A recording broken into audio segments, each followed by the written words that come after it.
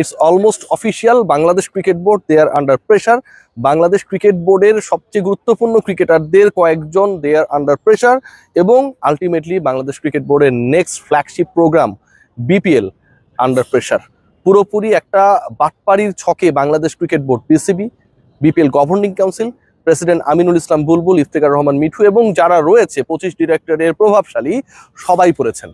Bangladesh cricket বোর্ডের পরের flagship programme, একটু আগে বলছিলাম বিপিএল, সেই বিপিএল নিয়ে আমি গতকাল যে ডিসকাশনটা করেছিলাম সেখানটা আপনাদের ক্লিয়ার করেছিলাম যে 6 থেকে নেমে দল সংখ্যা 5-এ আসতে পারে, and there is a big possibility যে 5টা দলে বিপিএল হতে পারে। এবং এটার মূল কারণ হচ্ছে একটা দল বাংলাদেশ ক্রিকেট বোর্ডকে এমনভাবে ঘোল খাইয়েছে, ক্রিকেটারদেরকে এমনভাবে তালে রেখেছে, এন্ড অফ দ্য ডে সেই দল ফিল করছে যে তার বিপিএল এ দল চালানোর মতো সামর্থ্য নেই।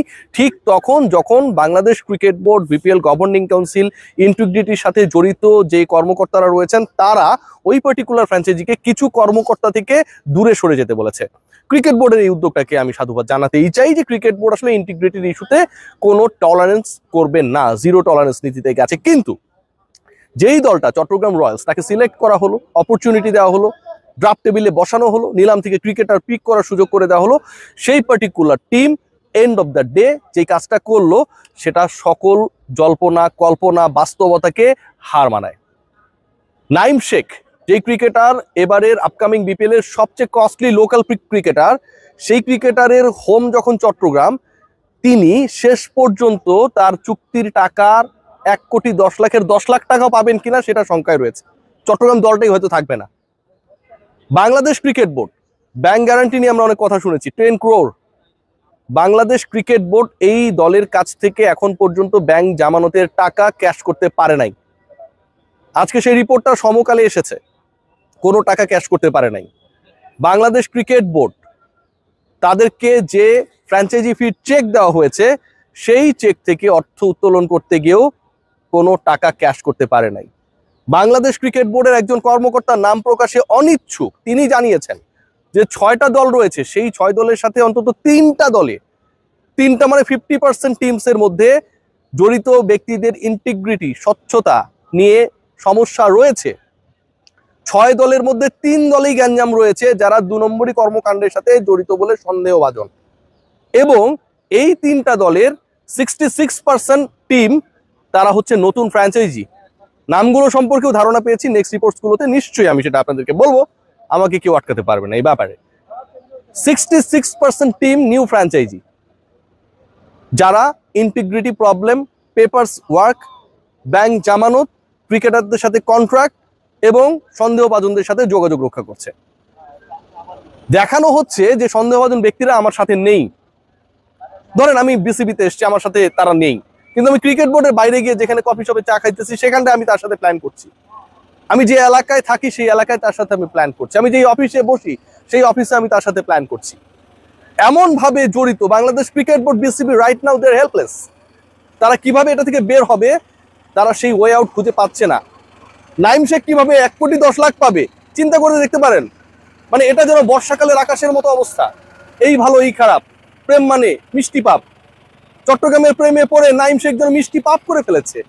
সেই মিষ্টি পাপে পাপিষ্ট নাইম শেষ পর্যন্ত, ছন্দ মিলিয়ে বলছি আর কি, নাইম ভালো ছেলে, তাকে আমি পাপিষ্ট বলছি না, ছন্দ মিলিয়ে বলছি, 1,10,00,000-এর 10 লাখ টাকা পাবে কিনা সেটা নিয়ে শঙ্কায়।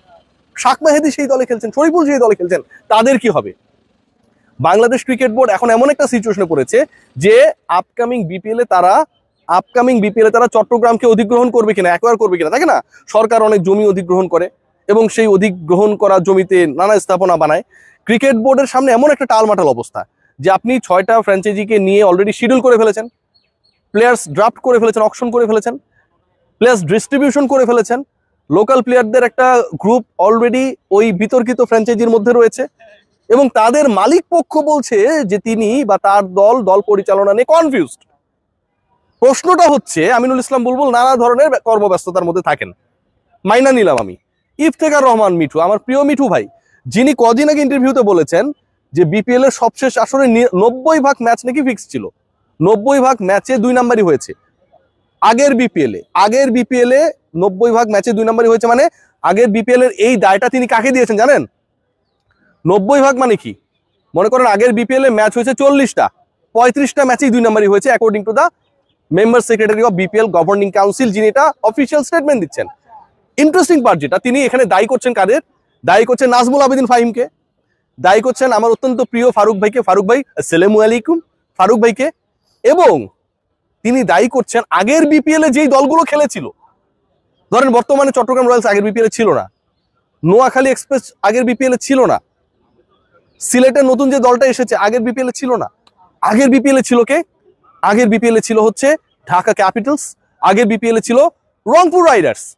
ইফতেখার রহমান মিঠু তার মানে বলছেন 90 ভাগ ম্যাচ যদি ফিক্সিং হয়, তার মানে তো এই 90 ভাগের বাইরে কোনোভাবে আপনি ঢাকা ক্যাপিটালস রংপুর রাইডার্সকে খেলতে পারবেন না। দলই ছিল 6টা 7টা, এই দুইটা দল মিলেই তো একসাথে 25% হয়ে যায় যদি 6টা বা 7টা দলকে আপনি হিসাব করেন পার্সেন্টেজের হিসাবে। তার মানে ইফতেখার রহমান মিঠু কি ভয়াবহ স্টেটমেন্ট দিয়েছেন, রংপুরের ক্রিকেটার ম্যানেজমেন্ট এগুলোর সাথে জড়িত ছিল, এটাও সম্ভব। ঢাকার যারা ছিল তারা এগুলোর সাথে জড়িত ছিল 90%। আবার I am again figuring out the number. Faruk ভাইরা এটার সাথে জড়িত ছিল, আমার অত্যন্ত প্রিয় নাজমুল আবেদিন ফাহিম ভাইয়ের মতো মানুষ, নীতির প্রশ্নে যিনি অটল থাকেন, তিনি এটাতে জড়িত ছিল বা এটাকে অ্যালাউ করেছেন। আমার মাথায় ঢুকছে না। আচ্ছা, সেটা যদি হয় তাহলে ইফতেখার রহমান মিঠু যখন বাংলাদেশ ক্রিকেট বোর্ডের বিপিএল এর মেম্বার সেক্রেটারি, সেই সময়টা কিভাবে চট্টগ্রাম রয়্যালসের মতো একটা দল, যেই দলের মালিক স্টিল কনফিউজ যে তিনি কিভাবে দল পরিচালনা করবেন, সেই জায়গাটা নিয়ে তিনি ক্লিয়ার না, সেই দলটা কিভাবে এখানটা ঢুকে গেল? চট্টগ্রাম রয়্যালসকে তাহলে কারা আনলো, কারা অ্যালাউ করলো? Definitely member secretary, he has his saying, মিটিংয়ে তো তার বলার ছিল, তিনি কেন বললেন না? একটা বাজে সিচুয়েশনের মধ্যে দিয়ে বাংলাদেশ ক্রিকেট বোর্ড যাচ্ছে, একটা বাজে সিচুয়েশন ক্রিয়েট হয়েছে, যেই সিচুয়েশনটা কিভাবে ঠিক হবে আমরা জানি না। শাক মাহাদি, নাইম, শরীফুল, যারা আপকামিং ওয়ার্ল্ড কাপের গুরুত্বপূর্ণ ক্রিকেটার হতে পারে, খেয়াল করে দেখুন সেই ক্রিকেটাররা অনিশ্চয়তায় তারা খেলতে পারবেন কিনা, তারা পারিশ্রমিক পাবেন কিনা। যে শিডিউলটা হয়ে গেছে সেই শিডিউল অনুযায়ী চট্টগ্রাম যদি না থাকে, চট্টগ্রামে বিপিএল এর সেকেন্ড ফেজের 12টা ম্যাচ রয়েছে, স্বাগতিকদের ছাড়া আপনি খেলবেন। বিসিবি যদি একটা দল টেক ওভার করে, ধরেন করলো, এই সিচুয়েশনে কিচ্ছু করার নাই, সেটা নিয়েও প্রশ্ন উঠবে, সেটা নিয়েও অনেক ধরনের আলোচনা হবে যে বিসিবির টিম হিসেবে হয়তো এই দলটা বেশি ফেভার পাচ্ছে। আমি এই ডিসকাশনটা করব, যে আম্পায়ার মাঠে দাঁড়াবে তিনি ডিসিশন দেওয়ার ক্ষেত্রে আপনি যাই বলেন না কেন কনফিউজড হবেন। 90% দল ফিক্সিং করেছে, জড়িত ছিল, এই অভিযোগ নাকি আইসিসি থেকে বিসিবি পেয়েছে। কি ভয়াবহ! এবং সেই 90% দল গত বিপিএল গুলো, গত বিপিএল ইফতেখার রহমান মিঠু নিজে ছিলেন, বোর্ডের ডাইরেক্টর তো ছিলেন, নাজমুল আবেদিন ফাহিম ভাই ছিলেন, ফারুক আহমেদ ছিলেন, গভর্নিং কাউন্সিলে তাদের একটা গুরুত্বপূর্ণ রোল ছিল। সেই মানুষগুলো যদি থাকার পরেও এই ঘটনা ঘটে, তাহলে আঙুলটা মিঠু ভাই কার দিকে তুললেন? আমি কারো পক্ষে বিপক্ষে বলছি না, আমি জাস্ট তার স্টেটমেন্ট অনুযায়ী কথাগুলো বলছি, খেয়াল করে দেখুন। এবং 90% ম্যাচ যদি 2 নম্বরই হয়, তাহলে এক্সিস্ট করা গত বিপিএল এবং এই বিপিএল এ যে দলগুলো থাকছে তাদের নিয়েও তো তাহলে প্রশ্ন উঠে, মিঠু ভাই এই দলগুলোকে কিভাবে অ্যালাউ করলেন? আমি ভাই জানি না, আমার কোনো দোষ নাই। সবাই ভালো থাকেন, মিঠু ভাইয়ের জিজ্ঞেস করেন। Take care.